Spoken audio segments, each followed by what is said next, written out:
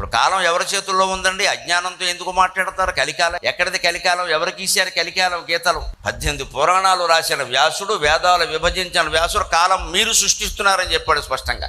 రాజా కాలస్య కారణం. పరిపాలించేవాళ్ళు, పరిపాలింపబడే ప్రజలు తిన్నగా ఉంటే కలియుగం ఈ క్షణంలో ఇక్కడే కలియుగం కృతయుగం అవుతుందమ్మా, అనుమానమే లేదు. మన మనస్సును బట్టి, మన ప్రవర్తనను బట్టి కాలం ఉంటుంది, కానీ కాలాన్ని బట్టి మన ప్రవర్తన ఉండదు. తోసేయద్దు దేని మీద. పుణ్యం చేసిన వాడవుడు, మహాపుణ్యాలు చేసిన వాడవుడు కాలం కారణం అనన్నాడు. నేను చేశా అంటాడు. పాపం చేసేసరికి మాత్రం కాలం ఏ కాలం లేదండి. వేళ 2 హత్యల గురించి మనం చెప్పుకున్నాం, కానీ ఎన్నో పుణ్యకార్యాలు కూడా కలికాలంలో జరుగుతున్నాయి. ఎప్పుడూ జరగని యజ్ఞాలు జరుగుతున్నాయి, ఎప్పుడూ జరిగిన వేదాంత ప్రవచన సభలు నెలల తరబడి జరుగుతున్నాయి.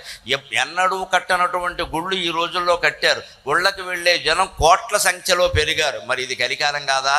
అంచేత కాలం పూర్తిగా మన మనస్సు మీద ఆధారపడి ఉంది.